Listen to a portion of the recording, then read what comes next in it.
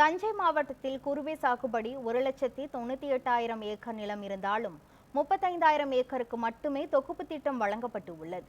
இதுகுறித்து விவசாயி மாரியப்பனுடன் நமது செய்தியாளர் சரவணகுமார் நடத்திய கலந்துரையாடலை தற்போது பார்க்கலாம். கடந்த ஜூன் 12ஆம் தேதி மேட்டூர் அணையானது திறக்கப்பட்டு அதன் பிறகு கல்லணை 15ஆம் தேதி திறக்கப்பட்டது. இந்த நிலையில் தஞ்சை மாவட்டத்தில் தற்போது விவசாயிகள் குறுவை சாகுபடியை தொடங்கியுள்ளனர். தமிழக அரசின் சார்பில் இந்த ஆண்டு குறுவை தொகுப்பு திட்டம் தமிழக முதல்வர் மு.க. ஸ்டாலின் அவர்களால் அறிவிக்கப்பட்டது. இந்த நிலையில் தஞ்சை மாவட்டத்தில் சுமார் 1,92,000 ஏக்கர் பரப்பளவில் குறுவை சாகுபடி செய்யப்பட்டுள்ளது.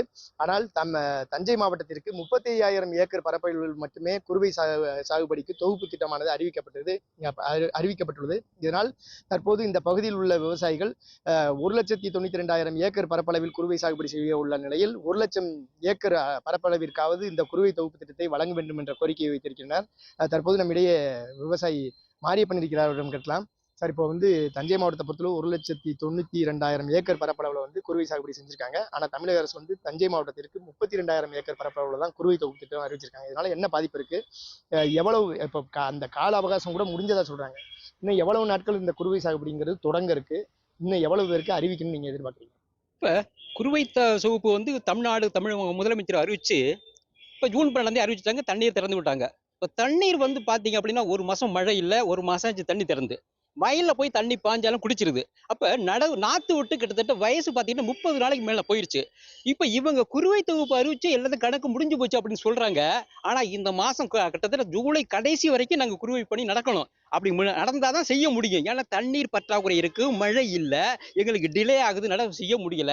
இப்படியாப்பட்ட சூழலை இவங்க முடிச்சுட்டாங்க அப்படின்னா 35,000 ஏக்கருக்கு மட்டும் குறுவை தொகுப்பு கொடுத்தா நாங்க கிட்டத்தட்ட 1,00,000 விவசாயிகள் 65,000 விவசாயிகள் பாதிக்கப்படுறோம்.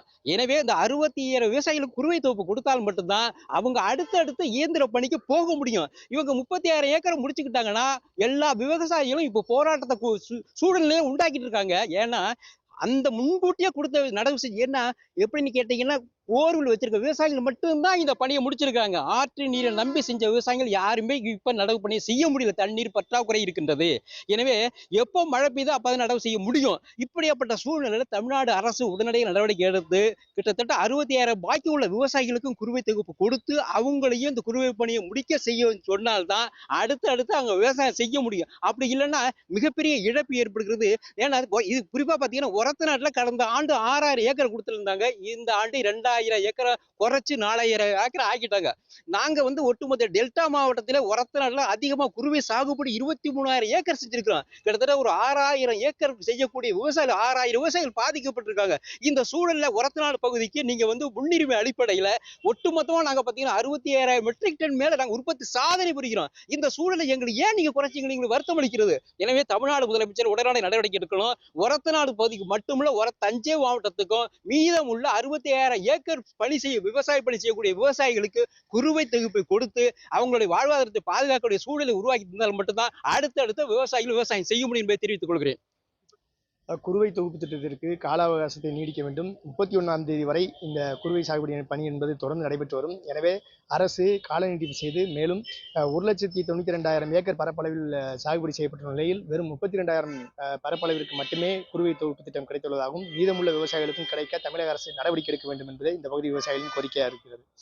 தஞ்சையிலிருந்து ஒளிப்பதிவாளர் கார்த்திகுடன் சரவணகுமார், நியூஸ் 7 தமிழ்.